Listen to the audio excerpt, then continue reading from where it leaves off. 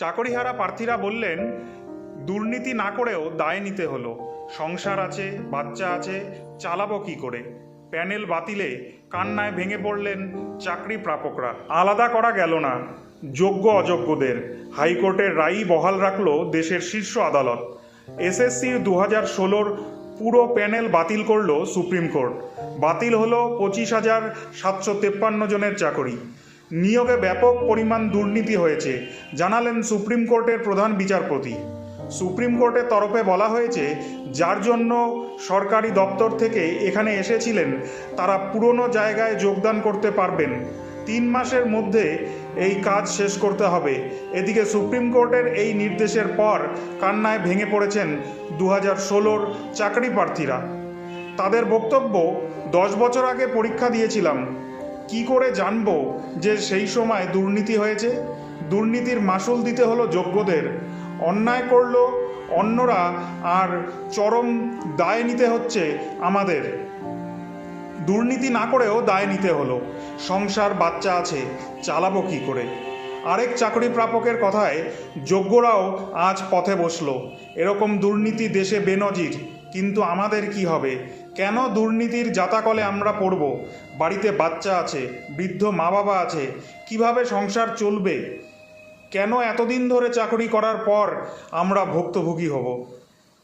এসব বিজেপির সব লোক আমাদেরকে বলি দিয়ে আমাদের লাশের ওপরে এই রাজ্যের পালাবদল চাইছে। আবার প্রায় 3টে টার্মে টেনিওরে তৃণমূল কংগ্রেস ক্ষমতায় আছে, তাদেরকে সরিয়ে একটা নতুন রাজনৈতিক দল আবার ক্ষমতা পেতে চাইছে। তারপরে এনআরসি করব, সিএ করব, মুসলিম ভাগাবো, নানা রকম ইস্যু সামনে আসবে। মোট কথা, সিঙ্গুর নন্দীগ্রাম কাণ্ডকে হাতিয়ার করে যেমন তৃণমূল কংগ্রেস রাজ্যে ক্ষমতায় এসছে, আমাদের লাশের ওপর, আমাদের এই চাকরিকে, আমাদের উপর বিজেপি রাজ্যে ক্ষমতায় আসতে চাইছে। আর তার দোষর হয়েছে সিপিএম, ওই বিকাশ রঞ্জন ভট্টাচার্য। এই আদালতের রায়ের পরে পশ্চিমবঙ্গে যে অরাজক অবস্থা তৈরি হবে, কতগুলো পরিবার চূড়ান্ত ধ্বংসের দিকে এগিয়ে যাবে, তার জন্য দায়ী কে? দায়ী তৃণমূল কংগ্রেসের লোভ, দায়ী তৃণমূল কংগ্রেসের প্রাতিষ্ঠানিক লুট, দায়ী তৃণমূল কংগ্রেসের চাকরি বিক্রির প্রক্রিয়া। আমরা প্রথম থেকেই বলছি, যারা অযোগ্য তাদের চাকরি যাক, কিন্তু যারা যোগ্য, এর মধ্যেও তো আছেন যাদের মেধার উপরে ভিত্তি করে চাকরি পেয়েছিল, কিন্তু এদের পদ্ধতিগত ত্রুটির কারণে তারা আজকে পরিস্থিতির শিকার হয়ে গেল। তাদের চাকরি যেন থাকে, তার জন্য কোনো না কোনো ব্যবস্থা নিতে হবে। আজকে এই পরিস্থিতি তৈরি হলো পশ্চিমবঙ্গে, গোটা স্কুল শিক্ষা ব্যবস্থা ধ্বংস হয়ে গেল শুধুমাত্র তৃণমূল কংগ্রেস এবং তৃণমূল কংগ্রেসের জন্য।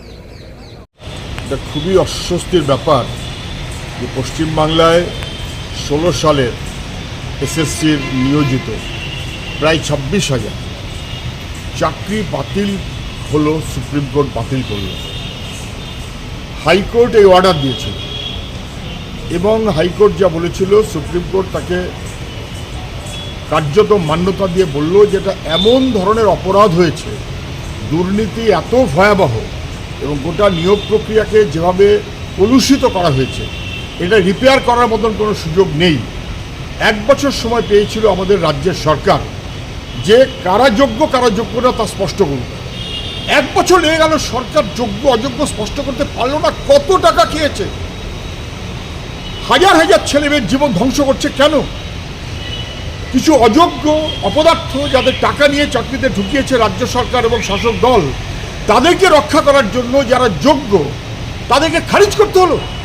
সরকার দাঁড়ালো অযোগ্যদের পাশে, সরকার যোগ্যদের পাশে দাঁড়ালো না, অযোগ্যদের বাতিল করার মনোভাব নিল না। সরকারের অপদার্থতা, তার জন্য এই সমস্ত চাকরি প্রার্থীরা, চাকরিজীবীরা কার্যত তারা বাতিল হয়ে গেল। 3,000, 4,000, 5,000, 6,000 তাদের খারিজ করাটা উচিত ছিল। সরকার করলো না বলে আজকে সুপ্রিম কোর্টে আমাদের রাজ্যের মুখ খুলল। শুধু না, আমাদের ছেলে মেয়েগুলো, তাদের কী হবে? তাদের টাকা ফেরত দিতে বলেছে, তাদের টাকা ফেরত দিতে বলেছে। যে সরকারের অপদার্থতায় এবং যে সরকারের দুর্নীতির ভয়াবহতায় কার্যত যোগ্য ছেলে মেয়েদের চাকরিও চলে গেল, তাদের কার্যত বার করে দেওয়া হলো। লাথি মেরে এই সরকারকে বাতিল করা উচিত, লাথি মেরে এই সরকারকে বাতিল করা উচিত।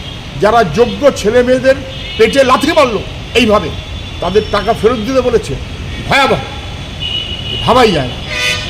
হাইকোর্ট বলেছিল নির্দিষ্ট হবে যে যারা মন্ত্রিসভা এই অপরাধের সঙ্গে যুক্ত আছে তাদেরকে সিবিআই হেফাজতে নিয়ে প্রয়োজনে তদন্ত করুক, সেটাই জরুরি ছিল। সুপ্রিম কোর্ট এখনো সে ব্যাপারে কিছু বলেনি, বরং তাদেরকে অবিলম্বে হেফাজতে নিয়ে হাইকোর্টের অর্ডারকে মান্যতা দিয়ে সুপ্রিম কোর্ট হেফাজতে নিয়ে তদন্ত করতে বলুক। যারা টাকা খেয়েছে তারা বহাল তবিয়তে মন্ত্রীর দপ্তরে বসে থাকবে, সরকারের দপ্তরে বসে থাকবে, টাকা পাহাড় করবে, তারা ছাড় পাবে, আর যোগ্য ছেলেমেয়েরা বাতিল হবে। এ কখনো হতে পারে না। সরকারের অপদার্থতার জন্য এই ঘটনা ঘটেছে। অবিলম্বে দ্রুত 3 মাসের মধ্যে নিয়োগ প্রক্রিয়া করতে বলেছে। আমি জানি না রাজ্য সরকার তা পারবে কিনা। একমাত্র কথা হবে এখন অযোগ্যদের খারিজ করে যারা যোগ্য তাদের চাকরিতে বহাল রাখার বিকল্প কী ব্যবস্থা হবে, সরকার এবং কোর্টকে তা খুঁজে বার করতে হবে। এর কোনো অন্যথা হতে পারে না। দুর্ভাগ্য আমাদের, গোটা রাজ্যটাকে কোথায় নিয়ে গেছে। হাজার হাজার ছেলে মেয়ে যারা কাজ দিতে পারে না, তারা কার্যত পেটে লাথি মেরে রাজ্য সরকারের অপদার্থতা তাদের চাকরি থেকে খারিজ করে দিল। দুর্ভাগ্য।